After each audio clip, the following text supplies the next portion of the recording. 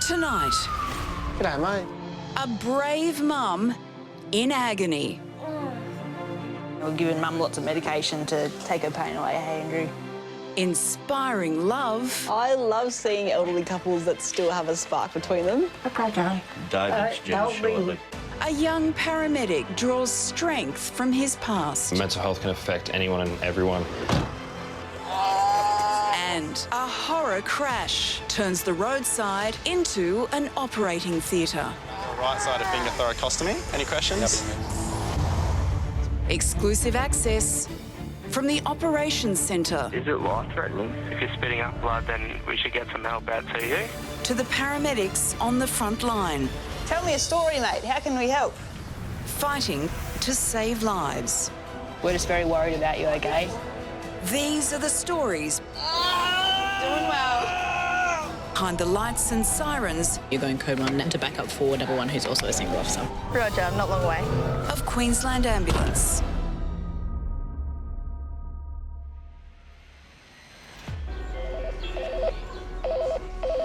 Ambulance, what's the town of? Okay, so when he fell from the seat, did he injure himself in any way?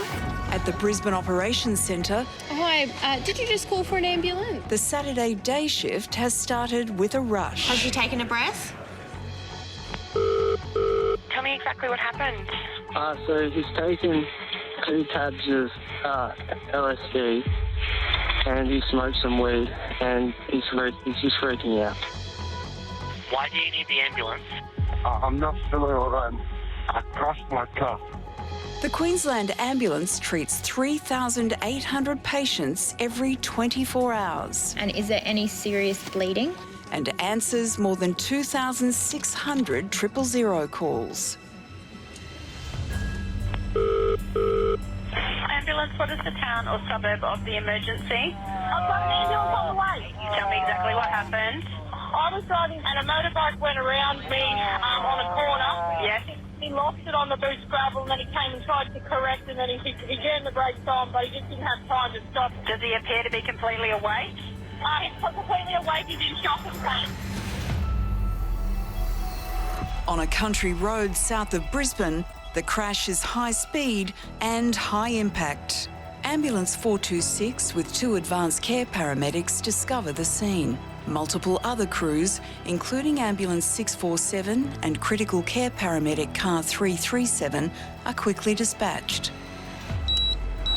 Car 414 with high acuity responder Aaron, who specialises in the most extreme emergencies, is 30 minutes away. I guess they're just unforgiving. Like, if you come off your bike, the injuries can be quite devastating. He's just got no protection. Nationwide, motorcycle riders account for 19% of all road fatalities. Compound fracture to left leg, heart rate of 140, query, pneumothorax. So just based on that last sit rep that came through, I'm a little bit concerned that he may be deteriorating. A pneumothorax is a collapsed lung caused by an internal puncture wound from broken ribs. The biggest concern is the accumulation of air in that chest cavity, and that collapses the lung and it exerts pressure onto your heart. And that can rapidly lead to death if it's not treated quickly. QAS Medical Director Dr. Stephen Rashford has spoken to the first responders and calls with an update. Hey, Steve. You go to that job site in Brisbane. Yeah. I just had a look at him on FaceTime. Okay.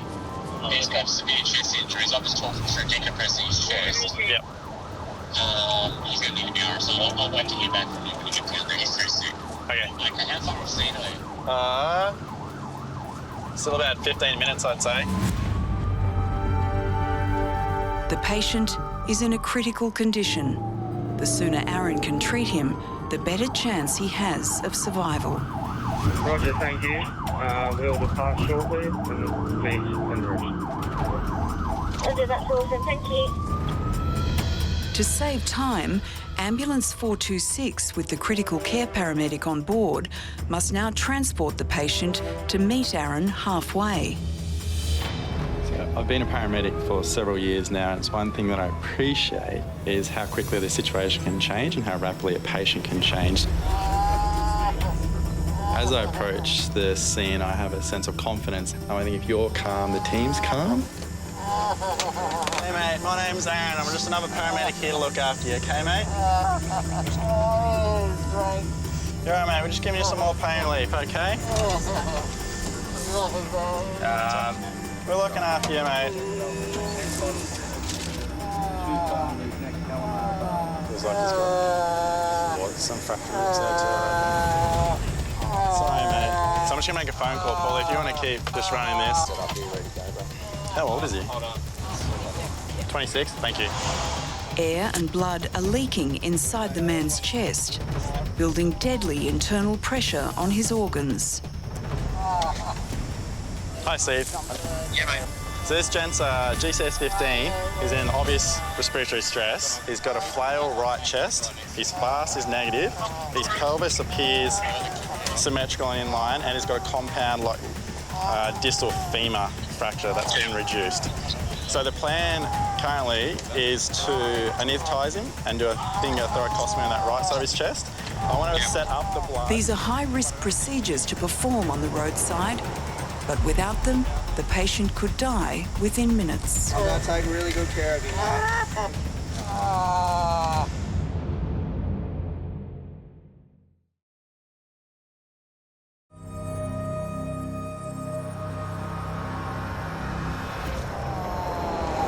My name's Paul, mate. I'm going to take really good care of you, mate. South of Brisbane, paramedics led by high-acuity responder Aaron are attending the scene of a high-speed motorbike crash. We got all the ketamine we should need for the induction. The rider's fractured ribs have punctured his lung, leaking blood and air into his chest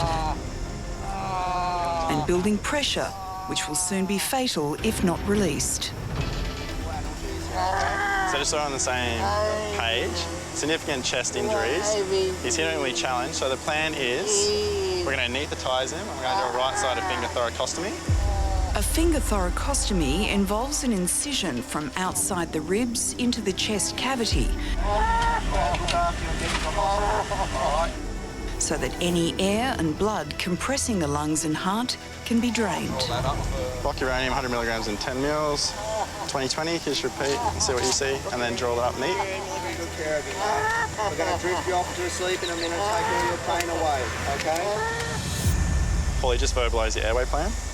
Yep, so airway plan is going to be one attempt at intubation. I'm going to look, I'll tell you what I see. If I can't visualise or have problems, we'll come back out and go back to the bag belt, the airway. Yep. Right, Paulie, you happy? Everyone happy? Everyone know their role? Anyone, any questions? Happy to move out the bag belt mask now, mate? Yep. Okay, we'll just give that 30 seconds to take effect. Ring the scope. Paramedics need to help airflow into the man's lungs. Once you press the drugs and we intubate him, you can come around and just hold his arm up as well. But the lungs will only inflate normally once the pressure outside them is released. Good. Yeah, Burgie out, watch your eyes. So I'm just going to do his chest now. Do you need the bag belt mask feels firm, the ventilator? Yeah. So for the rib, pierce through the pleura, just opening up. It absolutely is a time-critical condition. Each breath, more air is tracking into the chest cavity, which is collapsing the lung, pushing up against the heart, which can lead to them going into cardiac arrest. Easier? Easier. Yeah. All right. Yep. Lungs up, Paul. The leaked blood and air collapsing the man's lung is drained. Now, so circulation, Gregorian pulse is tacky as we'd expect. But the pressure could build again at any time. So we've always got to be thinking and planning ahead, always thinking about the worst. And if that happens, what we can do about it and have a plan A and a plan B and a plan C in place for that. Ready? Yep. Right, good to start rolling. It's a 40-minute drive to the nearest hospital. That's right, so we're just going to keep the mask, go to laryngoscope in case we need it. I can refinger the chest from here, that's not a problem. Left seems fine. Okay. That's time to head off, thank you. Yep, thank you. It's a nice safe drive. This is like the pinnacle of pre-hospital paramedic work. And I think that's what this sort of unit's about. It's identifying those immediate needs that would have killed someone 5-10 years ago, which now they're surviving because of it. I'll redo the fast en route, but he doesn't look like he's bleeding, does he? Although he's got very pale. He looked pretty clinically shocked when I saw him. Very pale. He's dying already.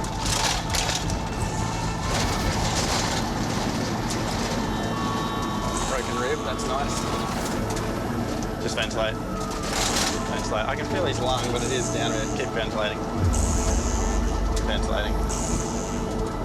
The collapsed lung is stabilised, but the patient's condition is still critical.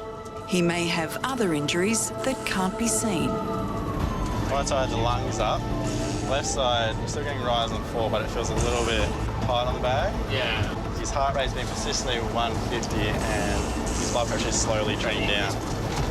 This patient is showing signs of shock of an elevated heart rate and decreasing blood pressure. He is at risk of cardiac arrest. Again, Aaron consults Medical Director Dr. Stephen Rashford. Hey Steve, I'm just trying to run by you. So, intubation, everything went fine. Got the right side thoracostomy, lungs up, left fast is still negative. Blood pressure is slowly trending down, and he's persistently tachycardic. So he might be actually bleeding somewhere. He's got a large pneumothorax sort of thing, and I do want to give him some blood. He's only young and he's pumped along at 160. Are you happy with that plan? Yeah, that's it. Okay, great. Thanks, Steve. Bye. So I think volume's the first thing. We've still got, 20 minutes till we get there. Without extra blood, the man could go into cardiac arrest before reaching hospital. Just check the number on it. Then open it up. Have it upside down and then pull it off. Yep, and then push it in the blood.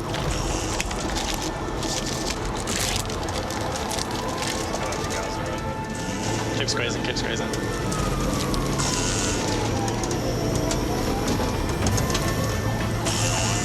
Yep, good work, good work.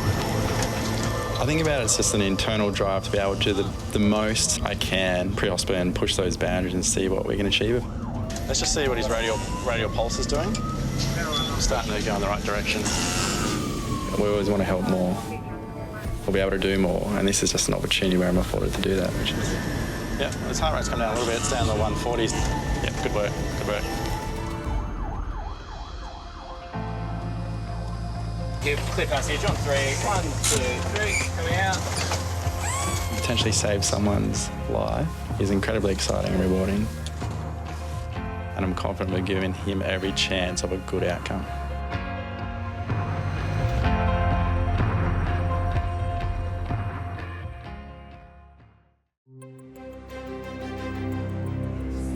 Ambulance, you're reporting an emergency?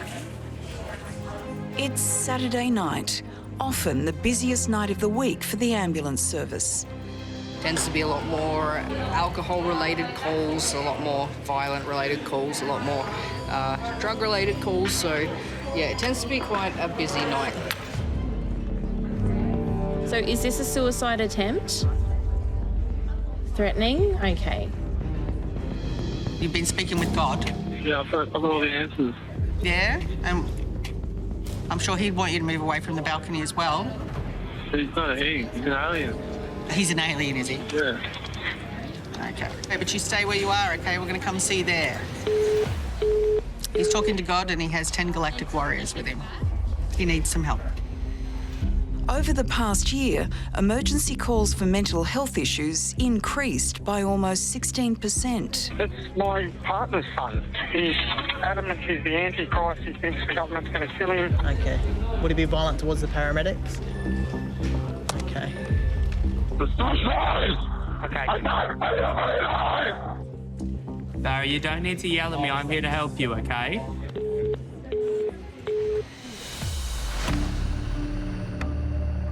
In car 416, paramedics Arman and Ashley are standing by for their next job. Oh, it's a baby possum. Oh, it's a baby possum. Can they survive without their mum? I don't know. What do we do with it? I'll get them off the road. Okay. We're always saving animals. Get a blanket. I think we need to move it somewhere.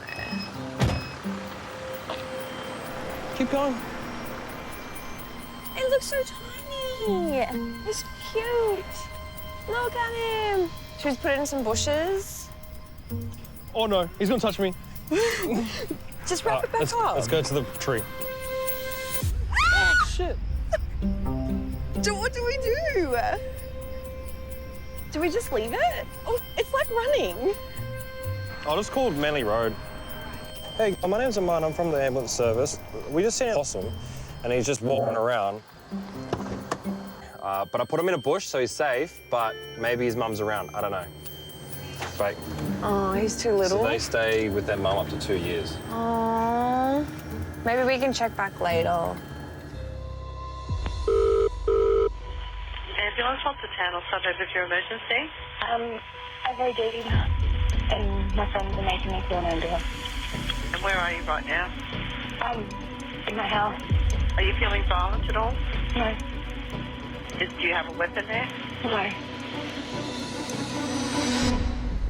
25-year-old female who has taken an overdose. She has taken multiple Valium and multiple Seroquel.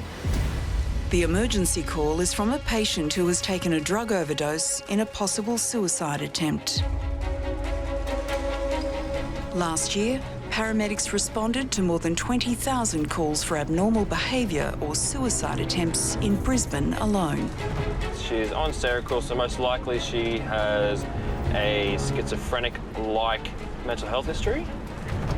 Take her to PA and she can see mental health. Mental health and get medically cleared. Yeah. They'll do a tox on her, but... She can talk to someone who can help her out, give her the help she needs.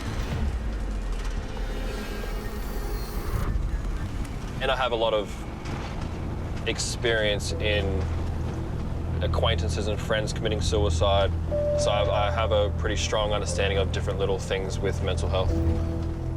Mental health can affect anyone and everyone. I've had anxiety most of my life, and that's what I have to deal with day to day. It's just how my brain works. No one has the same trigger point. No one has the same reasoning behind why they have that certain mental health illness. Most likely the one on your side. Okay, left. She's sitting outside, just get her in. Up on the stairs here. I've been to her before. Getting to these mental health cases is very important. To be blunt, the worst case scenario is that person hurts themselves or then they're dead. I'll get the stretcher ready. Yeah, I'm just gonna have a chat to her now. Am I here for you?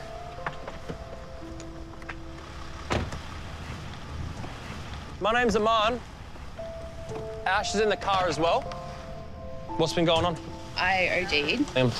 Like a sleeve and a half. It's like 10 and 15? Yeah, like 50 milligrams and then like a sleeve of 100 milligrams of Seroquel. Why is that? I just was dissociating and really triggered. I'm sorry that's happened. Do you want to get into the ambulance and have a bit of a chat? Are you happy with the PA? Yeah. You've been to the PA before? Do you understand the rules and regulations that I have to put you on paperwork and stuff like that? I'm sorry. But... And I have really bad pains in my stomach. Do you know why? No. Probably because you've taken those tablets? Yeah. Cool, let's go. Do you just feel drowsy? Yeah. Do you have anything on you that can hurt me? Are you gonna hurt me? Oh, appreciate it. What's your name, sorry? Bridget. Bridget, like Bridget Jones' diary? Yeah. But no diary. Just going to check your temperature in your ears, sorry. If you don't mind me asking, what's your medical history? Bipolar, complex PTSD, and anorexia. How's it all going lately? Shit. I'm sorry to hear that. Do you have a counsellor, psychologist? My psychiatrist is away skiing in Japan. It's good for her, but not good for you, I guess, hey? There is a big stigma around mental health. When someone breaks their arm, there's no stigma behind breaking their arm. If someone is having a mental health crisis, there shouldn't be a stigma behind it. The person's having a mental health crisis and they need a little bit of help, same as that person, if they broke their arm, they need a little bit of help. May I ask why you did this tonight? I know you're triggered, but... Dissociated. Did you? Didn't sleep, not wake up. Okay. Did you want to end your life tonight? Yeah, but I called my friend and she's like, get into an ambulance, so I did. I appreciate that. May I ask next time, if you start feeling like this is going to happen, just give us a buzz. And then hopefully we can catch it before you do the OD, and then we'll just take you up and you can go to mental health and have a chat rather than you have to go to get toxicology. Yeah. As a paramedic, my job isn't to judge somebody. My main part of my job would be to empathise with that person. And with me, with anxiety, I kind of can understand a little bit where they're coming from. It's not easier for me, but I feel proud to go to them and try to help this person so they don't feel like there's a stigma against them. They don't feel insane, they don't feel crazy. They just feel like that they're just going through a little bit of a crisis and need a hand that day. There's an extra safety net with QAS, yeah, and we're always going to come out and have a chat with you. Yeah. And then we're always going to see where we should take you, yeah? I'm glad you called tonight. Aman has a really good, calm approach to mental health patients, and he's good at building rapport with our patients in these troubling situations that they're going through. How drowsy do you feel? Pretty drowsy. I would love to be able to change the stigma, but I'm only one person. I think that will take a generation to change, and I think we're getting there with all these support services that we do have. Did you want to stay on the stretcher or do you want to walk? I'm gonna stay on the stretcher. You can stay on the stretcher. We have a long way to go, but with the stigma, I think it can be slowly broken.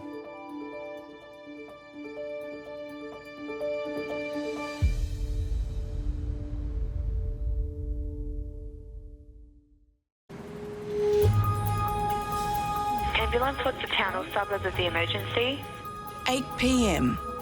The operations centre is 2 hours into a 12-hour night shift.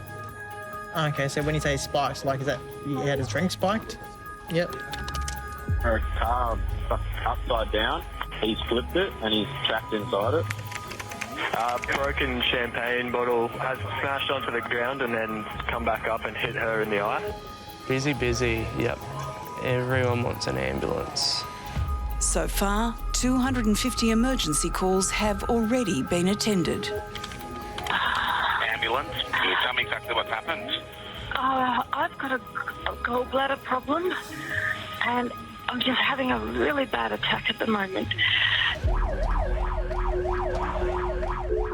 In Nathan, south of Brisbane, paramedics Ben and Rachel are dispatched.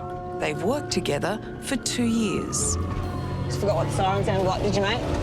Oh, jeez, man. It's a bit of a reminder. Couldn't breathe. There's a special kind of bond that you develop with someone when you are with them for 12, 13, 14 hours a day. Partial pressure and oxygen here dropped to about 19, I reckon. That bond that you have, it lets you cope with what's going on, it lets you have a laugh, and it's the difference between having a bad day and a very, very good day.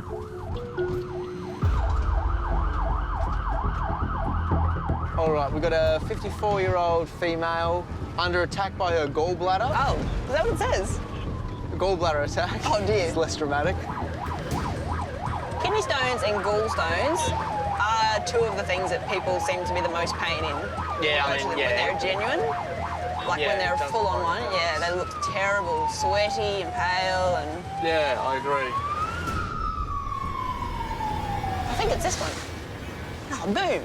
Right on the money.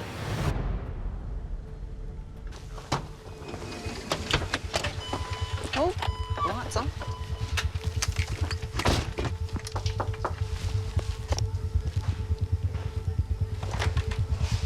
G'day, mate. My mum is on the couch. Oh, thanks.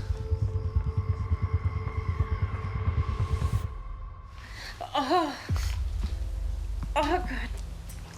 Hello, ma'am. Oh.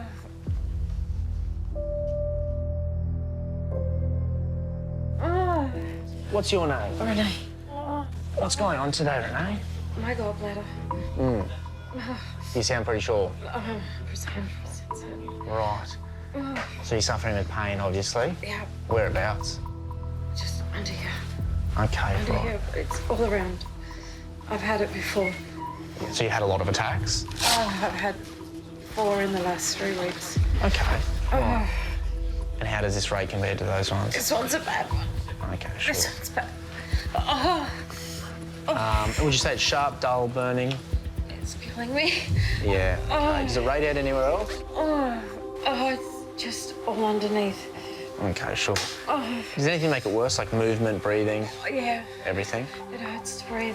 I'm just going to give you the green whistle, and then I'll put a needle in your arm and give you another drug, okay? I imagine this is a really challenging situation for someone like Renee, who's torn between looking after her 2 boys and also looking after her own health. And you're going to breathe, so put that in your lips and breathe it in slowly at first, a small breath, and it tastes quite bad. She's trying to stifle her pain and hide it from her 2 sons. And it seemed like she was really trying to protect them from that.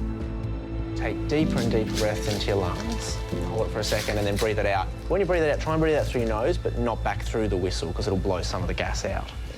And while we're talking, Rachel's just going to put a needle in the back of your hand, and then I'll give you some morphine as well, okay? And then we'll take you to hospital.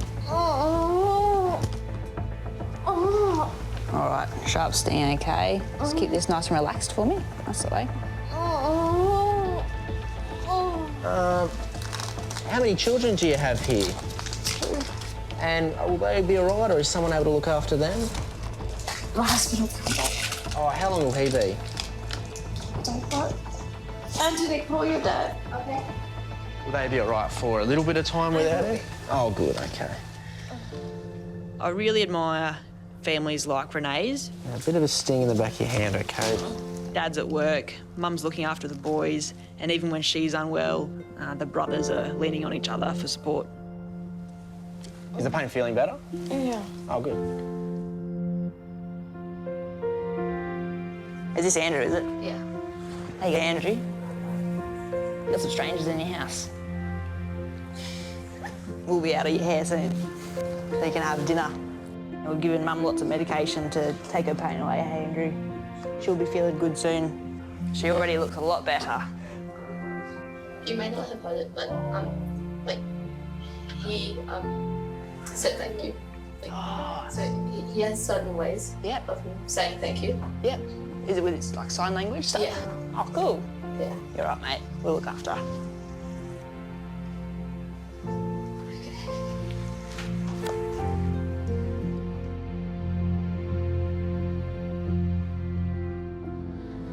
Is there anything we can help you grab, like a purse? Does this bag come in this? Yeah, I've got my son Oh, he's Geez, good. Sounds set to look after his brother there. Oh, mate. Seems like the best brother in the world. He's all over it. Mum's up and about, Andrew. She's looking a bit better already. See you, boys. Thanks for your help, guys. Thank you. Bye. I think the way Andrew and Anthony interact with each other and care for each other really says a lot about the kind of parents that Renee and her husband are and how well they've raised them. And it sounds like they've got things under control. If Mum trusts Anthony to look after Andrew, then that is enough for me. Going. And that's about perfect.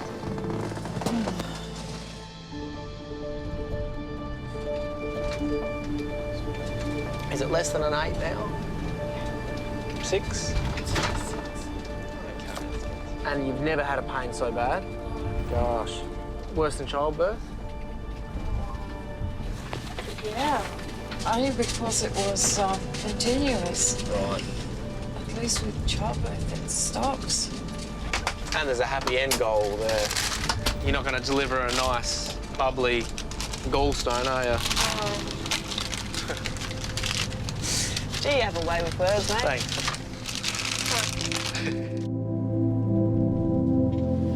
How long have you been doing this for? 4.5 years now. Getting along. You also have an awesome manner. Oh, thank you. I love this job because it's different every day. You get to speak to people from all walks of life, and when something goes wrong, I think it's a real privilege to be called and trusted to help them out.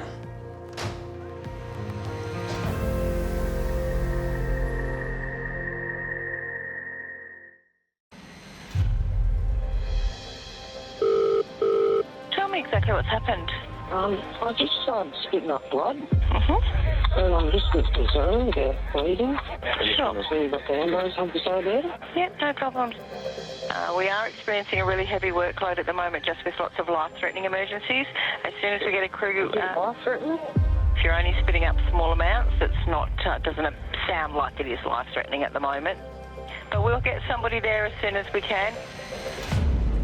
It's 10:30 p.m. There is a chance that you may be waiting quite a while this evening.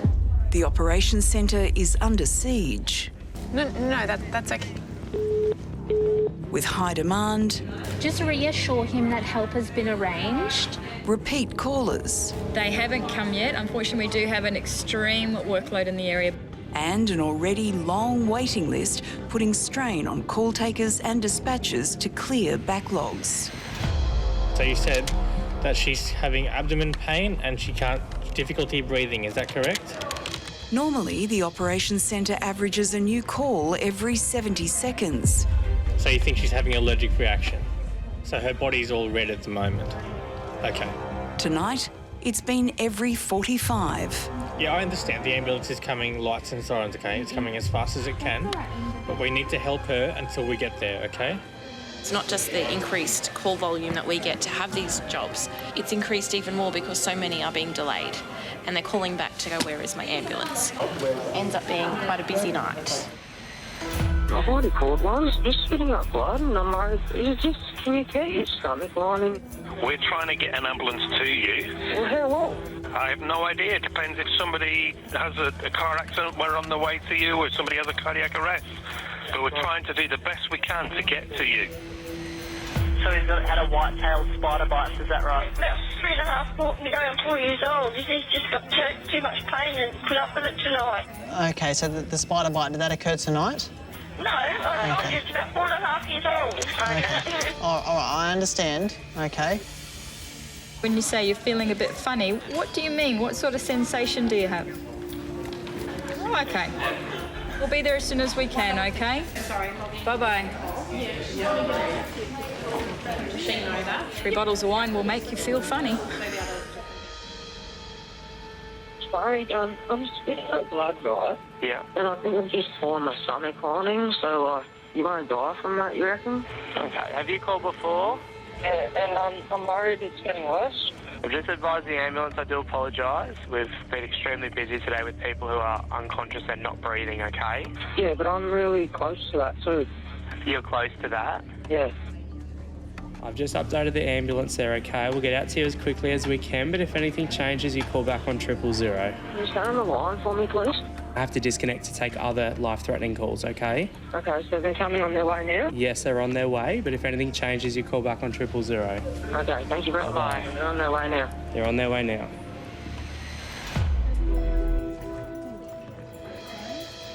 Just a newbie. But I'm loving it. It's good. It's good fun. Originally, I was working in KFC for 6 years. So I learned all my people skills at KFC. Certainly a different job than what I've been doing previously. I'm just selling, chicken and chips to people. Can you tell if he's changing colour with the dark? I'm going to get an interpreter, okay?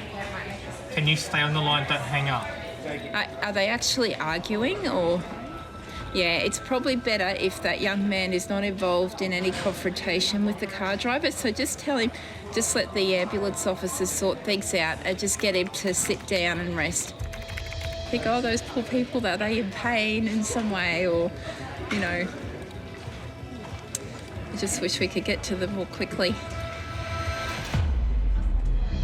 Ambulance, what's the town or suburb of the emergency? My daughter's woken up. She's 3 years old. She's struggling to breathe.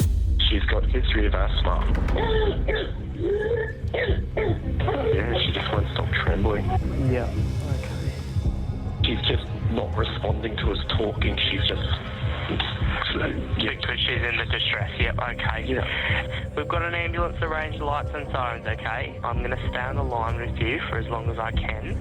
Watch her very closely and look for any changes. Yeah. Alright, so you're still using the puffer there? I think my wife's just gone to grab it. It's okay, sweetie, just lay there. It's okay. I know. Sweetie, you're okay. Alright, so just keep administering that medication there, the puffer, when it's necessary, okay? Yeah. Are they close by? Look, because we've been extremely busy, we've had to send one from a little bit further away, but they're getting really close now. Oh, his face is all puffy. Just try and reassure as best you can. Yeah. Can you talk, sweetie? Can you say something?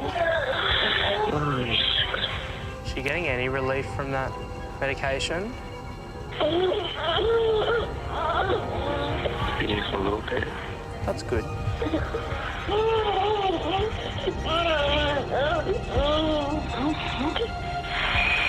Hello.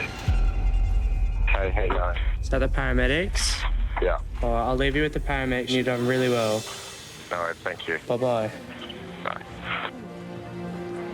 Oh, my God. That was horrible. That was really, really bad.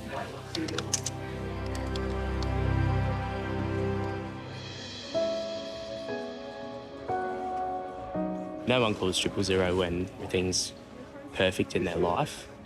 So being there when things aren't perfect in their life, it's fulfilling for sure. Helping people, I think that's why a lot of people do the job, is just to feel like they've done something and helped people when, you know, they're at their darkest times.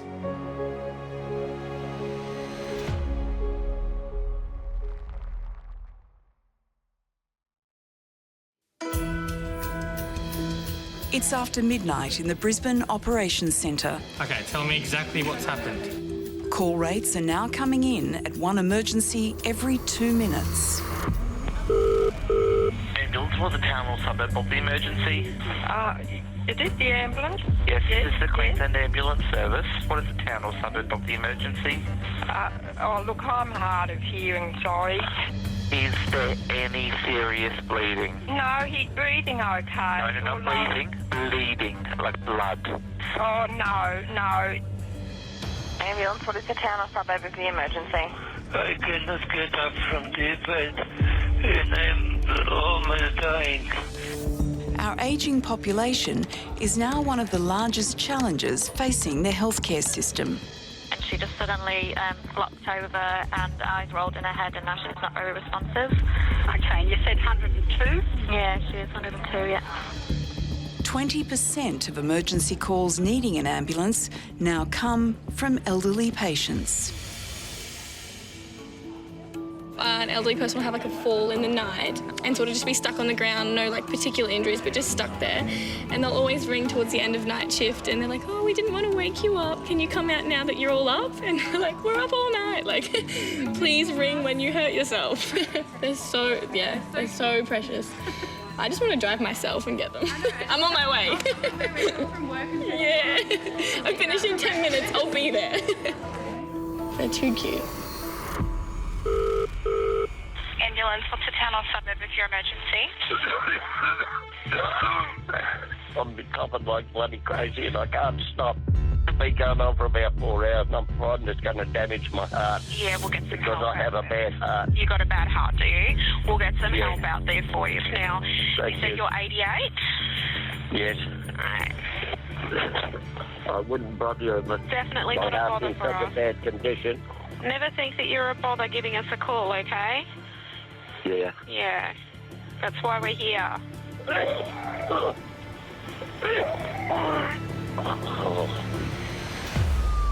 The call has come in from Mansfield.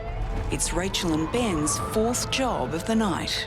So we're going to an 88-year-old male. Recent chest infection, has finished antibiotics and cannot stop coughing. Yeah, right. Yeah. I'm going to be wearing my mask into this one, mate. Oh, yeah. It's a good idea. Yeah, it is a good idea. Some of these elderly patients are some of the sickest that we see. Their bodies are ageing and they leave it a long time. So by the time we get to them, they can be quite unwell. 20 minutes away, Mansfield. And on top of that, they're often socially isolated or they don't have a lot of support. But they're also this really tough group of people who don't like to ask for help. They don't want to be a burden on anybody. And that's not a great combination because you've got people who are more likely to have problems and issues. Mask on. One of the important parts of dealing with the elderly is to not only assess the medical side of things, but also assess the living environment, social stuff, and pass all of that onto the hospital so that they can figure out an appropriate management plan for that patient. Hello, sir.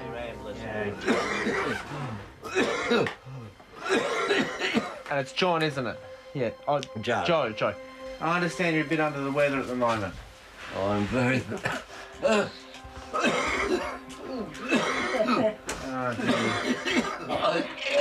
Joe, do you want to come to the hospital today? Look, I think it'd be better because it's only the wife and myself. We're both the same age. Right. And... Okay. 38.4. You're a bit warm.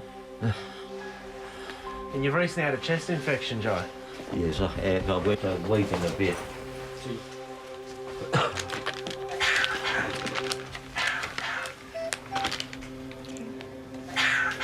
What's that sound I can hear out there? Another.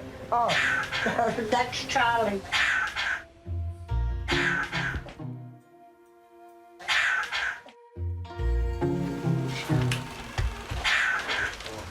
Come on, Charlie. Charlie. Oh, hello, Hello, Charlie. Barrett's got a chest infection as well. Oh. That cough that you get when you're a smoker and you have a chest infection is a really distinct one. He talks quite a bit. Come on, Charlie. Come on. Hello. Come on. To find out that it's not a human, it's a bird, you can't make that stuff up. Go back on your perch. Good night, Charlie. Oh, good night, Charlie. Good night. That's amazing that he's started to cough at you. Those quirky aspects really make the job. Yeah, that's not too bad. I think we'll bring the wheelchair in and get you out on that. I wouldn't want to push your luck. Whatever you advise. I'll see how he goes walking, unless you got the stair chair. Oh, I haven't got it yet. Yeah, I'll see how he goes. Also, I would get the bed out to here and then stair chair to there if you wanted to. Yeah, do you want to do that? Yeah. Yeah. He just looks like brittle. Sounds good. Cool, thanks.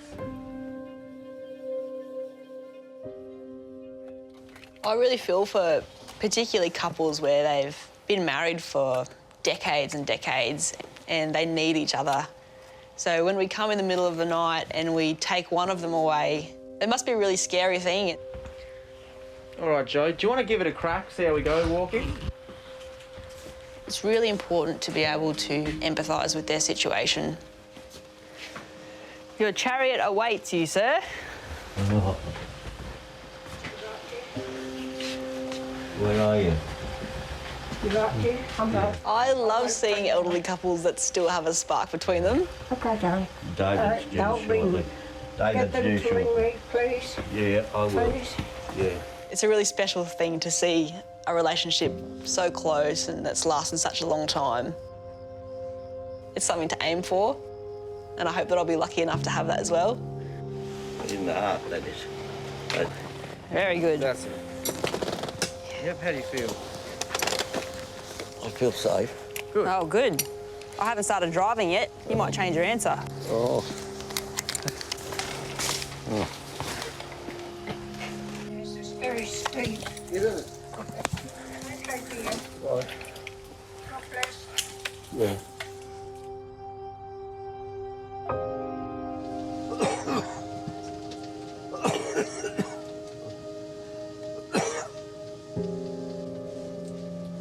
And have you and Aileen lived in this house for a very long time? 50 years. 50 years? Oh, gosh, that's a long time. We had that many move around. Yeah. And when we finally settled there, I said, I'm not doing that. You never moved again? I think the elderly population were raised in a time where you were stoic and life-saving resources were really scarce, and they were taught not to draw on it without good reason. So they tend to leave things until they're a bit out of hand to ask for help. Hello, young man. That's stranger.